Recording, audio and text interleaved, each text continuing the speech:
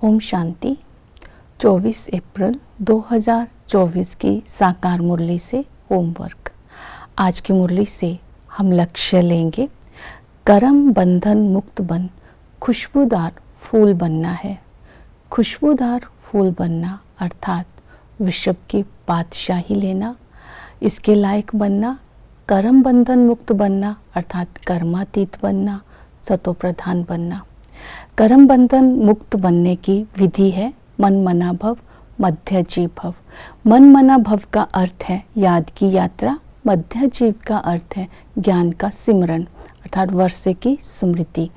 और याद की यात्रा की जो विधि बताई उसका बाबा ने आज बोला कि अंतर्मुखी बनो, वैरागी बनो, एक बाप के साथ सरब संबंध रखो। ये है मन मना भव की विधि। तो याद की यात्रा करने से हमारे पाप कट जाएंगे, आत्मा स्वच्छ बन जाएगी, आत्मा को आमदनी होगी अर्थात योग बल से कर्म श्रेष्ठ होंगे, दिव्य संस्कार बनेंगे तो आत्मा को आमदनी होगी और सतो प्रधान बन जाएंगे। तो याद की यात्रा करने के लिए वैराग्य चाहिए।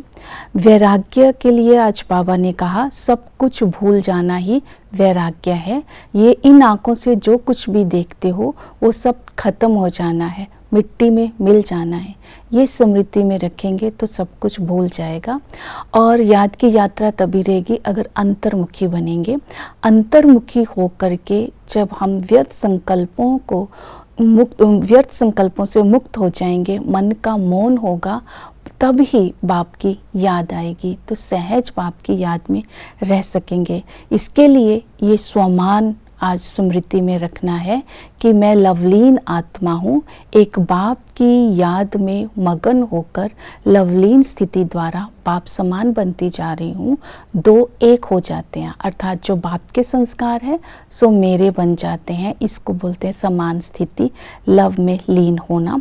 आज हम इसके लिए चिंतन करेंगे कि बाप का बनते ही हम जो अमीर बन जाते हैं और जो गरीब बनते हैं, फ़कीर बनते हैं, वो फ़कीर बनने के कौन से संस्कार हैं जिनको मुझे अभी जीतना है, इसका चिंतन करेंगे। कहाँ तक मैंने जीत प्राप्त की है, तो यात्रा करते समय मनन चिंतन भी करना होगा। और नेक्स्ट है एक बाप दूसरा ना कोई। बाबा के साथ ही सरब संबंध रखने हैं। बुद्धि योग का लव एक बाप के साथ रहना चाहिए। बाल बच्चों और संबंधों में बुद्धि को लटकाना नहीं है, क्योंकि ये सब स्वार्थी हैं और कलयुगी हैं। तो इसलिए बाबा से ही सरब संबंध रखने हैं। बाबा से सरब संबंध रखने के लिए ये नशा रहे कि ऊंच से ऊंच बाप ने हमें एडॉप्ट किया है। इस संगम युग पर हम ऊंच से ऊंच बाप से वर्षा ले रहे हैं विश्व की बादशाही का। तो बाबा का मन में चिंतन करते रहना, वो चैतन्य बीज रूप है। वो इस समय बाप कर्मातीत बाप तो सदा ही कर्मातीत अवस्था में रहते हैं। वो ज्ञान का सागर है, वो हमें विश्व की बादशाही देने के लिए आए हैं। तो अपने ईश्वरीय संतान हूँ, इस नशे में रहना है। वही टीचर बन करके हमें पढ़ाते हैं। इस पढ़ाई को पढ़ने से हड्डियाँ नरम होती है अर्थात हमारे संस्कारों में सुधार आता है। इस पढ़ाई से कभी भी बेपरवाह नहीं बनना है, इस पढ़ाई पर अटेंशन देना है। सतगुरु हमें पावन बना करके साथ ले जाता है। तो गुलगुल बनने के खुशबूदार फूल बनने के लिए धारणा रखनी है।